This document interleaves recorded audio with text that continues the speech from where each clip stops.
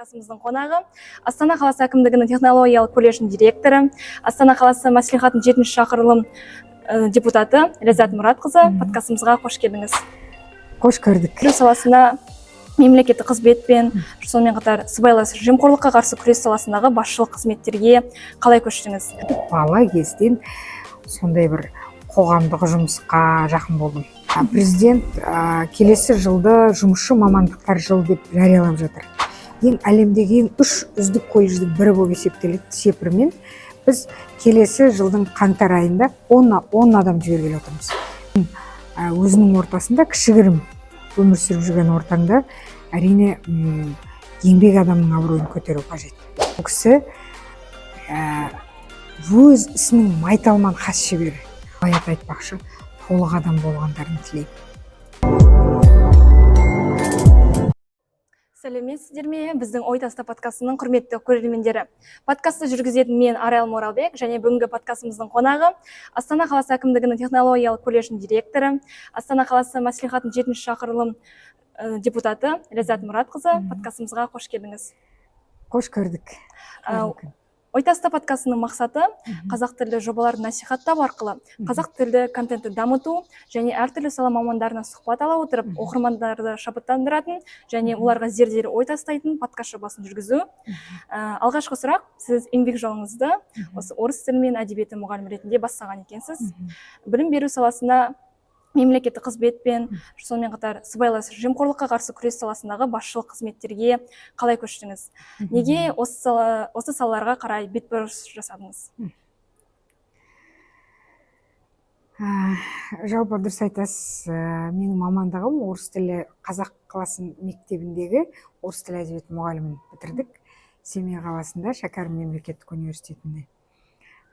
Содан кейін жалпы осы 2000 жылдары мемлекеттік қызмет туралы заң жалпы Қазақстанға жаңадан қабылданған болатын. Ол кезде Әлихан Мұхамедиұлы Байменов мырза осы агенттіктің төрағасы болды.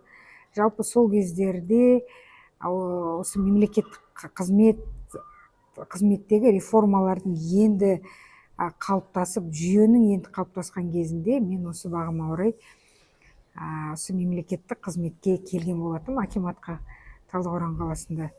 Мен сол жерде азды көпті жалпы мемлекеттік қызметте бүгін қарасам 25 жылдан астам уақыт өтіп кетті. Міне сол жерде сатылап меритократия қағидатымен төменгі сатыдан бастап қарапайым маман, жетекші маман, бас маман, бөлім басшысы, басқарма басшысы деңгейіне дейін осы меритократия қағидатымен мен өскен болатымын. Содан кейін 2016 жылы Астанаға, отбасылық жағдайымызбен Астанаға ауысып кеттік. Ол жерде сыбайлас жемқорлыққа қарсы агенттігінің департаментінің басқарма басшысы болдым. Сұрағыңыз қандай болды? Неге осы салаларға қарай бетбұрыс жасадыңыз? Мен бала кезден Таңсық дейтін кішкентай ауылда өстік. Біз Қызылқия орта мектебін бітірдік. Бала кезден сондай бір қоғамдық жұмысқа жақын болдым. Қоғамдық жұмыс немесе ол кезде біздің бала кезімізде коммунистік партияның беделі өте бір кереметтей, партияның жалпы ықпалы қоғамға деген өте жоғары болды.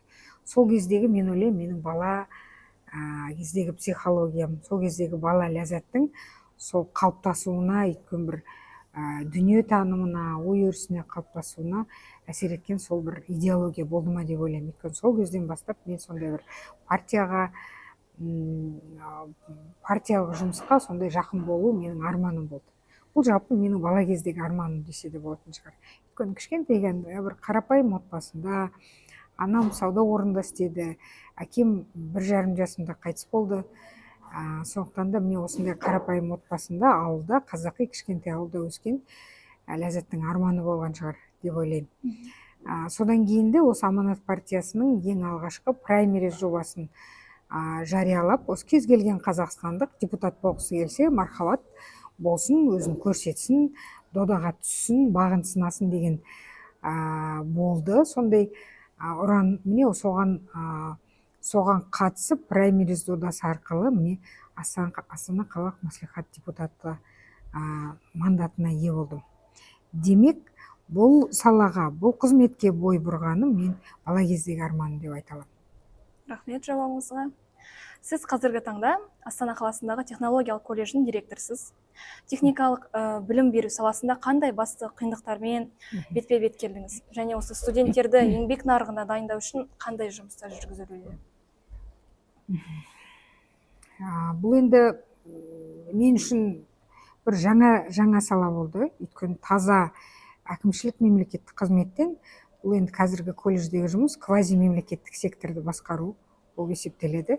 Сондықтан да бұл жұмыстың ерекшелігі ең бір маған жақын, менің жүрегіме, жаныма жақын ерекшелігі бұнда шығармашылық тұрғыдан мектеп пен балабақшаға қарағанда шектеу аздау, шектеу жоқ десе де болады. Мәселен, қазір президент келесі жылды жұмысшы мамандықтар жылы деп жариялап жатыр. Оның да ол да өте орынды деп есептеймін. Өйткені біздің Қазақстанның экономикасы мықты, мығым болсын десек, ең бірінші кезекте бізде еңбек адамы, жұмысшы мамандықтардың дәрежесі, абыройы өсу қажет екен.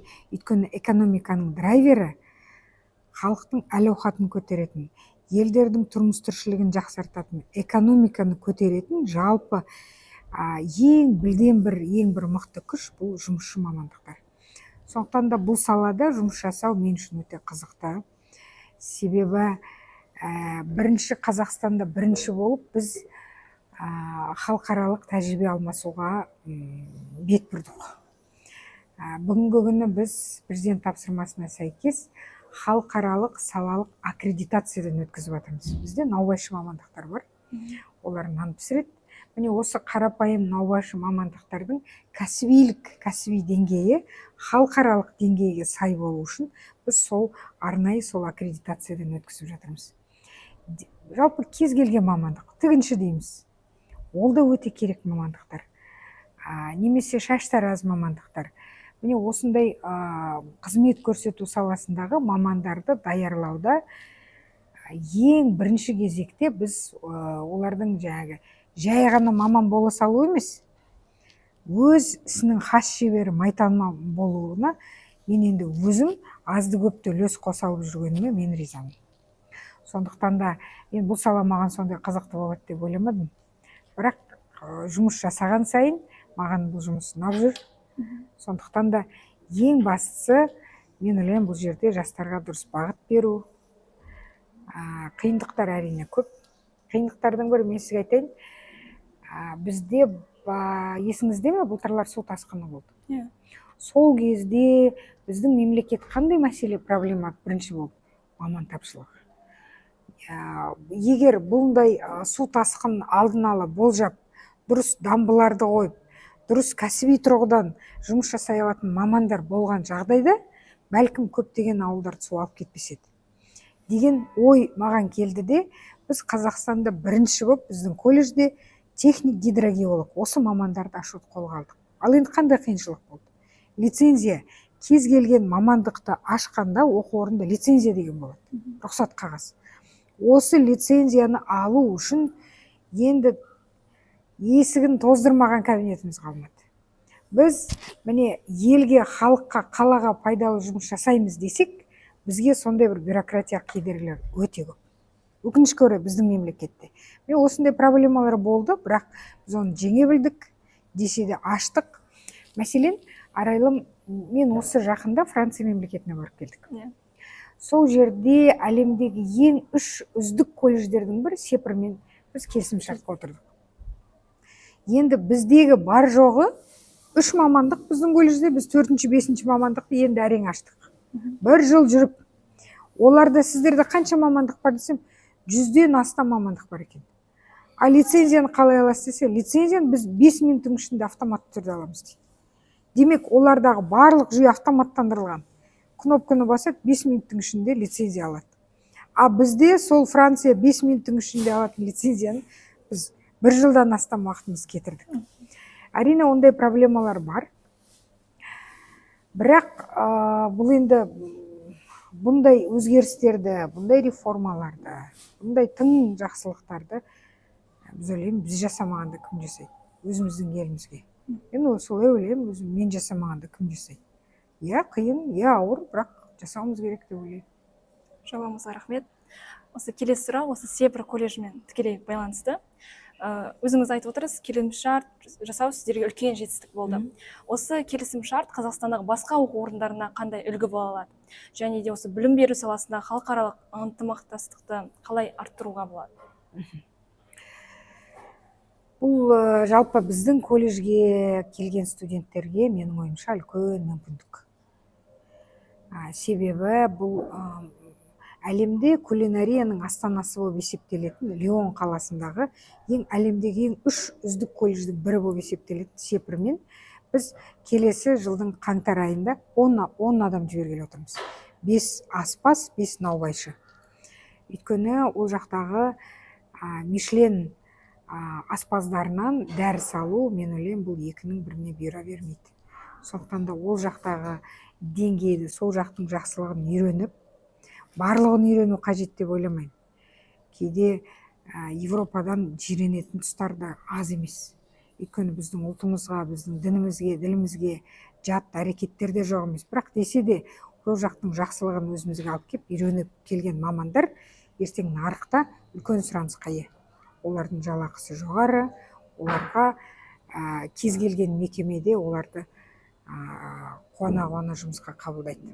Сондықтан әрине сондай. Екінші сұрағыңыз қандай болды? Осы білім беру саласындағы халықаралық ынтымақтастықтарды қалай арттыруға болады? Білім беру саласындағы, әсіресе кәсіптік білім беру саласында колледждерде халықаралық ынтымақтастықтарды дамытуға толық мүмкіндік жасалған деп айта аламын мен.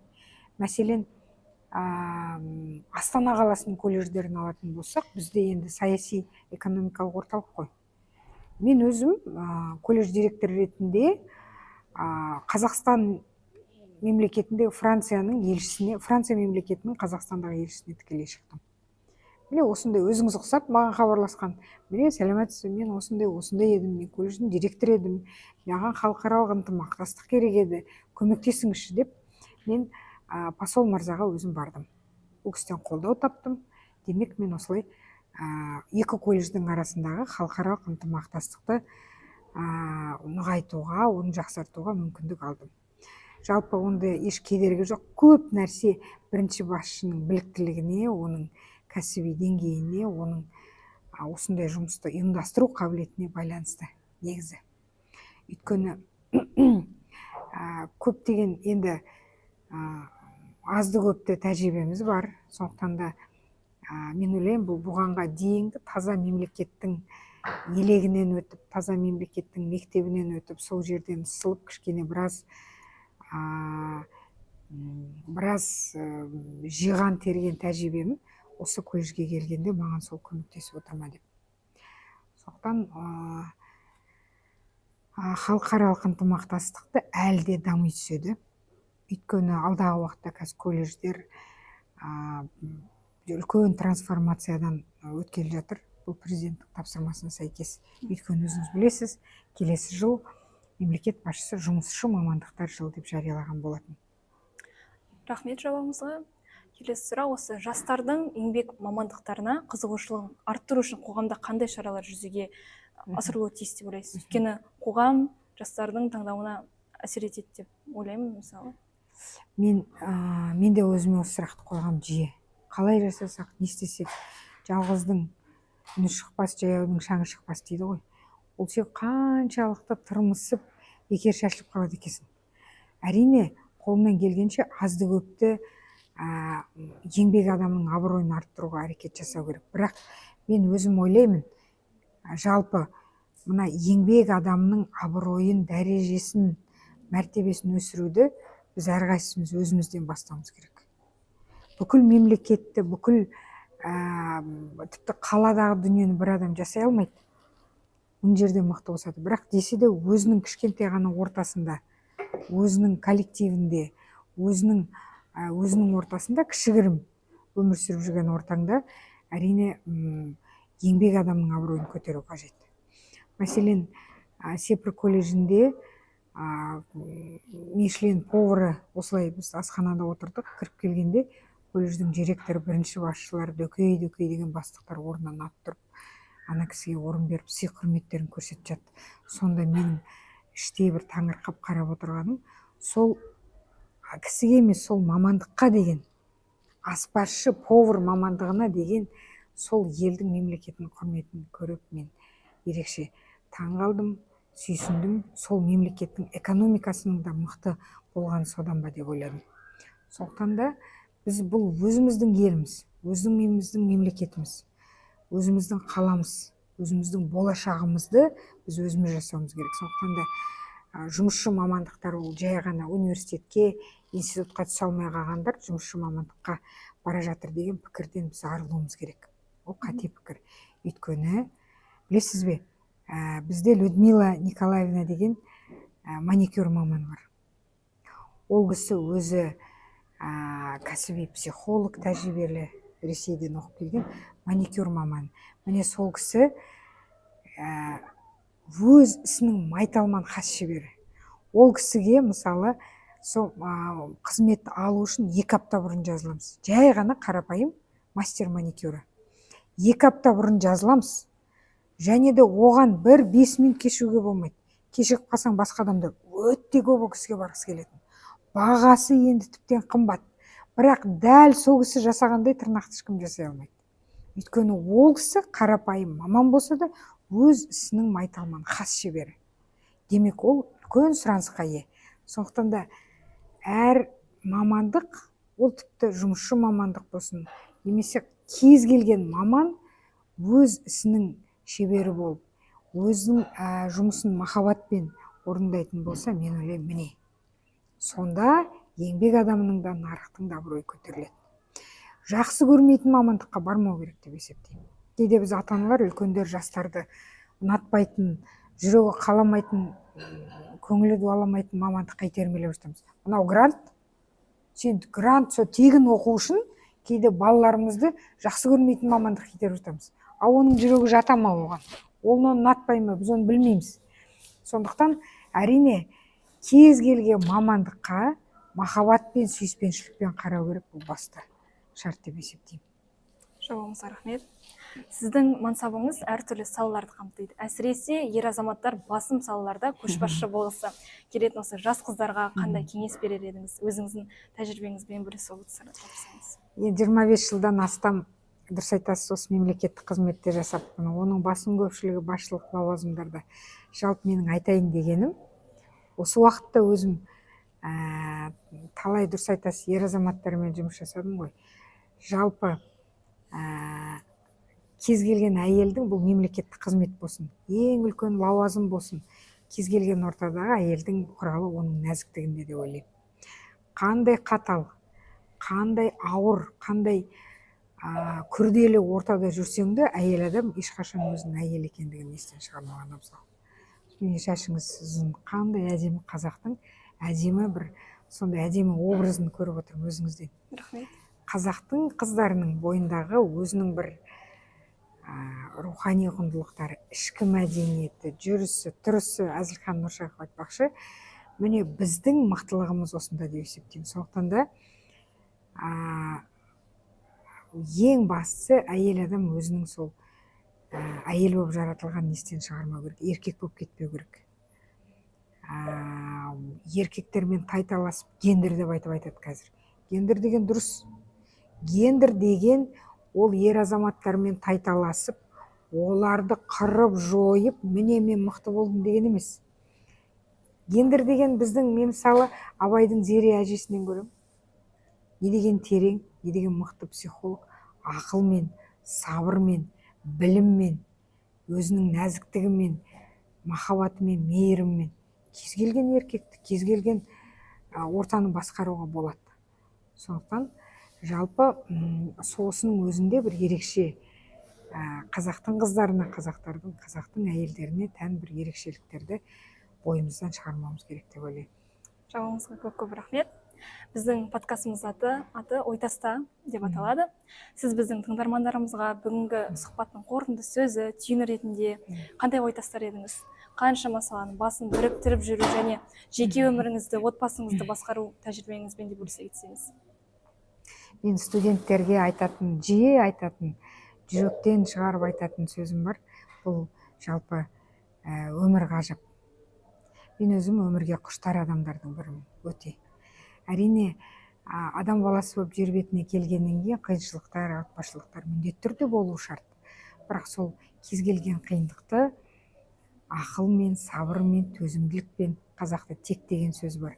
Міне осындай қасиеттерді бойыңа жинай біліп, жеңе білгеннің өзі бір өмірдің бір мәнін, мағынасын ерекше ашатындай. Сондықтан да осы подкастты тыңдап отырған жастарға мен сондай бір мағыналы, абай ата айтпақшы, толық адам болғандарын тілеймін. Рахмет көп. Уақыт бөліп, осы бүгінгі подкастымыздың қонағы болғаныңыз үшін алғысымызды білдіреміз. Тыңдармандарымызға өздеріне зерделі ой түйді деген сенімдеміз. Келесі кездескенше аман сау болыңыздар. Рахмет.